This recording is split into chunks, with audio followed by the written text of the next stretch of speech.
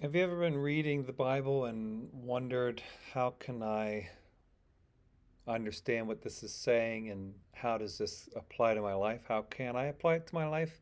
We're going to discuss that in this video. This video is a part of a larger series of videos called Virtual Coach. If you go to our YouTube channel, Bethel Pittsburgh, go under the playlist, find Virtual Coach, and you'll find a playlist that will have the titles of the videos will say Virtual Coach and then a category.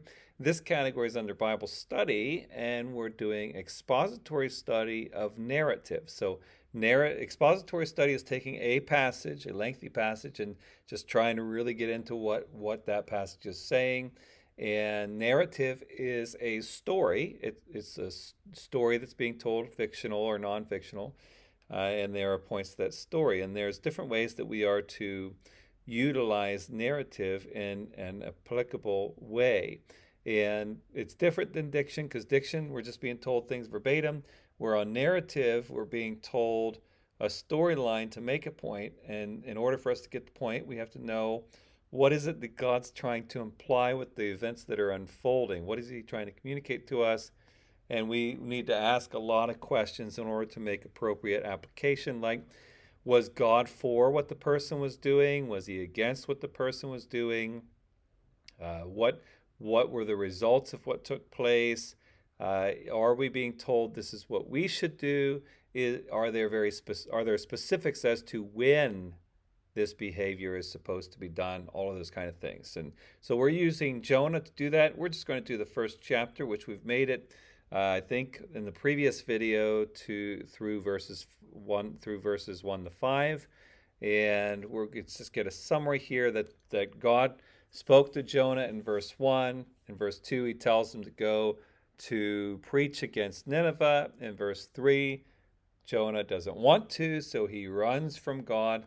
It says he fled from the presence of the Lord, and then he left to Joppa. You'll notice the use of the word went down twice there in verse 3, went down, and again in verse 3, away from the presence of the Lord. So when we are walking away from what God calls us to, we are basically walking out of God's presence. It's what we see happening for Jonah. It doesn't mean that that's what happens every time, but it does show that this is a way that God interacts with us. When we walk away from what he calls us to do, we're walking away from his presence. God, in verse 4, controls the weather so as to try to steer Jonah back on course. We're seeing how God interacts with us, and again, it doesn't show what happens all the time, but it shows us the potential of what God can and might do. Control the weather so as to try to coerce us back into his will. We see in verse 5 the pagans that are on ship, those who don't necessarily believe in the Jewish God, wrestling with what's taking place, and Jonah is laying in the inner part of the ship. So he goes to sleep. He's fine with what's taking place because he kind of has a death wish, which we'll see here. Verse 6 then, where we pick up. So the captain came and said to him, speaking to Jonah, we can see that from the flow of the text, "What do you mean, you sleeper? Arise, call out to your God. Perhaps the God will give a thought to us that we may not perish." Now, note that a lot of times in the Old Testament and the New Testament, pagans were very open to any other god. Usually when they got upset was when a person got exclusive and said this is the only god. They were open to any other god. They were in a point of disaster here. Could be even possible hurricane level storm. We sometimes just think they're in a thunderstorm, devastating storm, high risk here, and they're like, pray to anybody, like, what, why are you just sleeping? And that question from the character in the story is really pointing that question towards us to get meaning. Why is Jonah sleeping in this moment? And they urge him to call upon his God.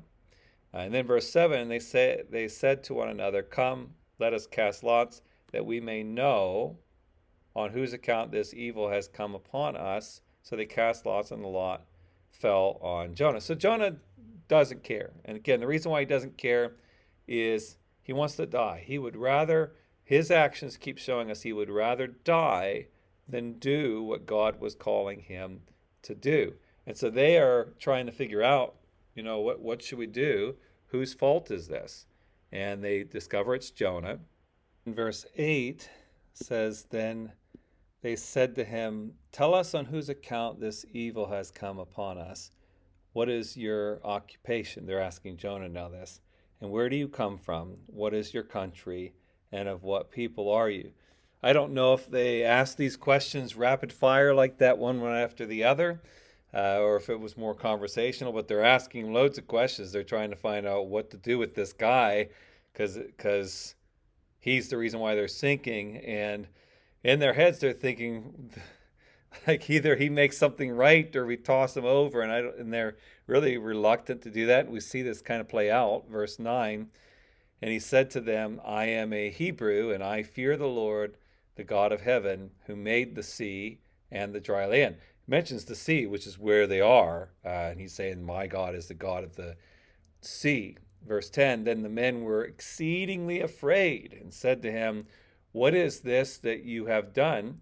For the men knew that he was fleeing from the presence of the Lord. There's that running away from that we saw up above a number of times in the preceding paragraphs, that he's going away from God's presence because he had told them. Now, the irony here is the pagans are the ones that are trying to move towards pleasing God, and Jonah, the prophet, is the one that's moving away from God. Doesn't mean that this is the case all the time, but we're seeing here a demonstration that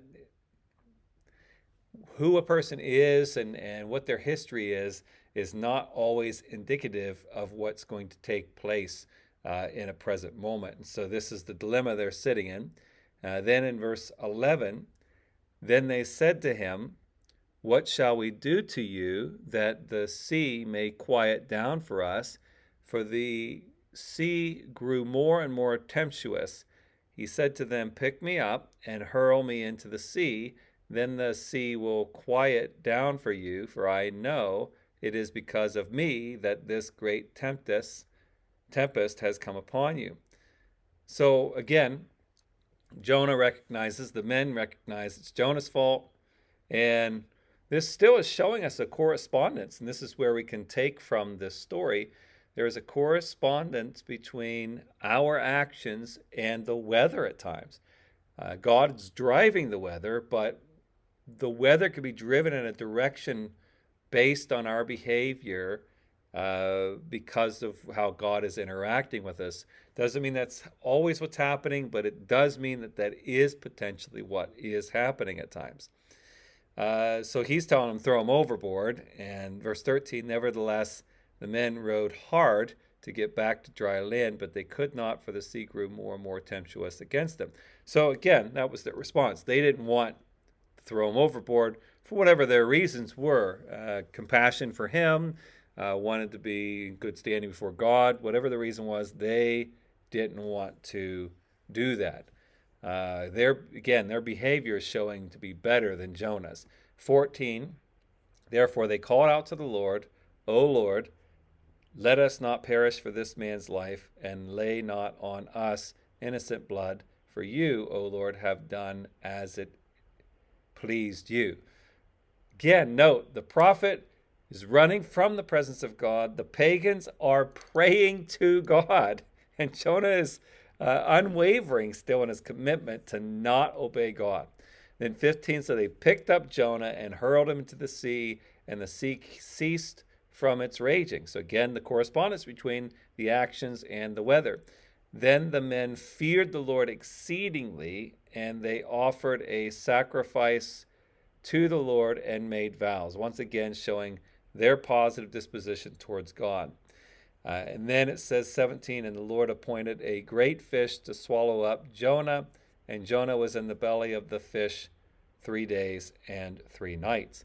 So all of this to say, and it's not even that there's necessarily a huge application for us or a huge theological revelation for us, but it is showing us in the story how God behaves and the potential for what God may or may not do in our lives.